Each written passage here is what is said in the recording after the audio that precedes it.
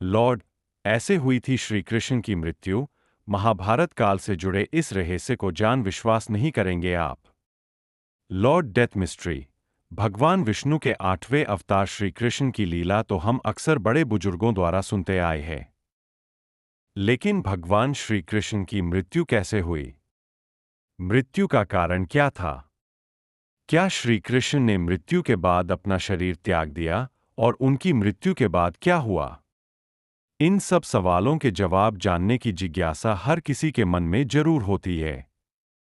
आइए आज हम आपको बताते हैं कि आखिर भगवान श्री कृष्ण की मृत्यु कैसे हुई।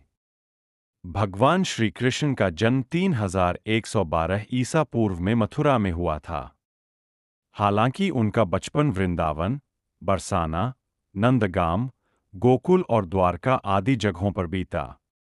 बताया जाता है कि महाभारत के युद्ध के बाद श्री कृष्ण ने द्वारका आदि जगहों पर बीता।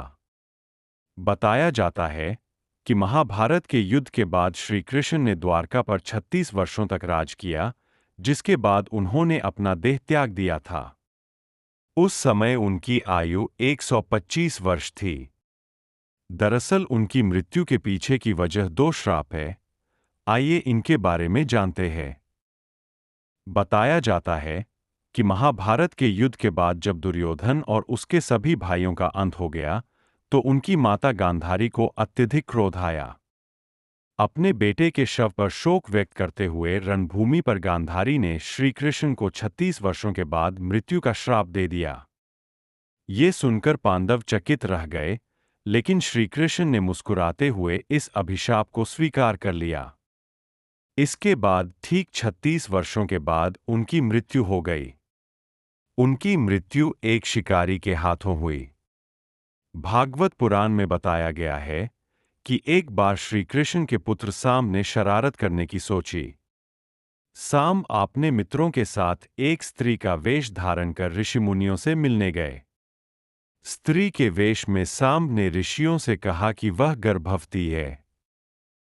यदुवंश कुमारों की इस शरारत से ऋषियों ने क्रोधित होकर उन्हें श्राप दे दिया कि तुम एक ऐसे लोहे के तीर को जन्म दोगी जो तुम्हारे पूरे कुल का सर्वनाश कर देगा।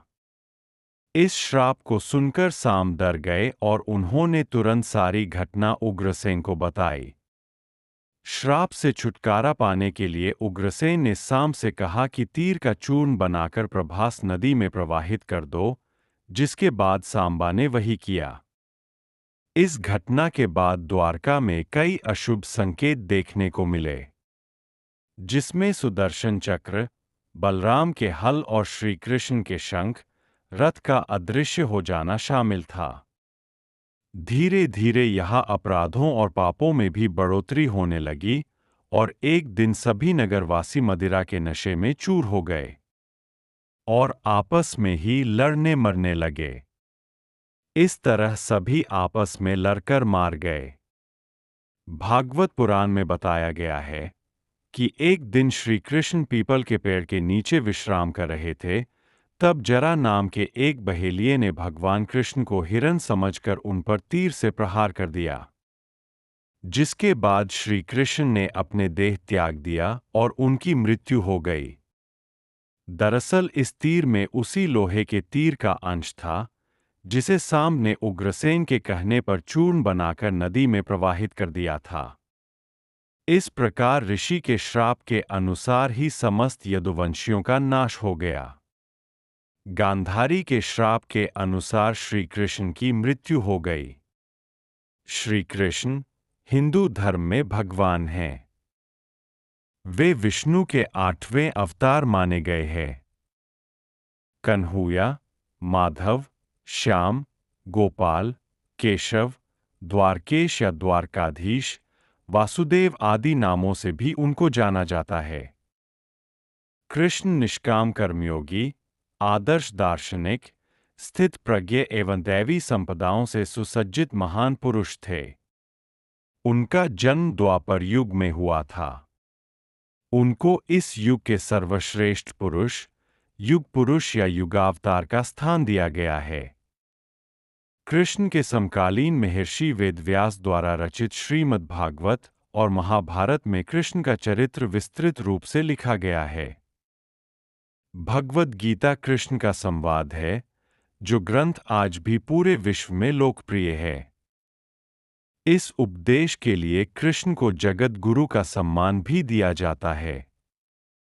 कृष्ण वसुदेव और देवकी की 8वीं संतान थे। देवकी कंस की बहन थी। कंस एक अत्याचारी राजा था। उसने आकाशवाणी सुनी थी कि देवकी के 8वें पुत्र द्वारा वह मारा जाएगा। इससे बचने के लिए कंस ने देवकी और वसुदेव को मथुरा के कारागार में डाल दिया।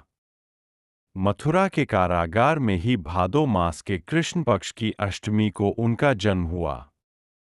कंस के डर से वसुदेव ने नवजात बालक को रात में ही यमुना पार गोकुल में यशोदा के यहाँ पहुँचा दिया। गोकुल में उनका लालन पालन हुआ था। यशोदा और नंद उनके पालक माता पिता थे। बाल्यावस्था में ही उन्होंने बड़े बड़े कार्य किए जो किसी सामान्य मनुष्य के लिए संभव नहीं थे। अपने जन्म के कुछ समय बाद ही कंस द्वारा भेजी गई राक्षसी पूतना का वध किया।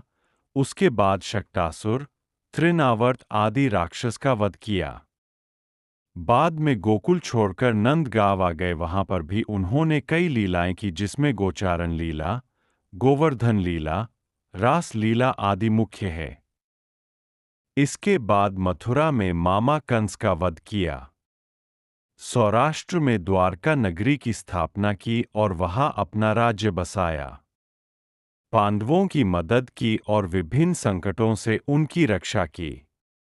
महाभारत के युद्ध में उन्होंने अर्जुन के सारथी की भूमिका निभाई और रणक्षेत्र में ही उन्हें उपदेश दिया।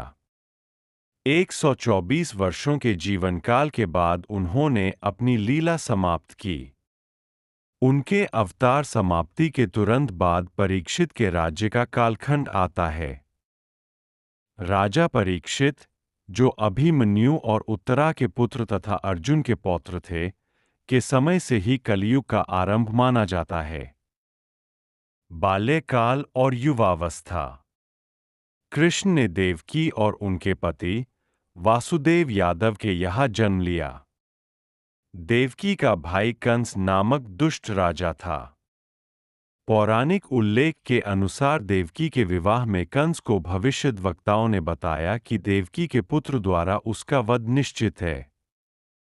कंस देवकी के सभी बच्चों को मारने की व्यवस्था करता है। जब कृष्ण जन्म लेते हैं, वासुदेव चुपके से शिशु कृष्ण को यमुना के पार ले जाते हैं और एक अन्य शिशु बालिका के साथ उनका आदान प्रदान करते हैं। जब कंस इस नवजात शिशु को मारने का प्रयास करता है, तब शिशु बालिका हिंदू देवी दुर्गा के रूप में प्रकट होती है तथा उसे चेतावनी देते हुए कि उसकी मृत्यु उसके राज्य में आ गई है, लोप हो जाती है। पुराणों में किंवदंतियों के अनुसार कृष्ण, नंद और उनकी पत्नी यशोदा के साथ आधुनिक काल के मथुरा के पास पलते बढ़ते हैं। इन पौराणिक कथाओं के अनुसार कृष्ण के 2 भाई बहन भी रहते हैं, बलराम और सुभद्रा। कृष्ण के जन्म का दिन जन्माष्टमी के रूप में मनाया जाता है।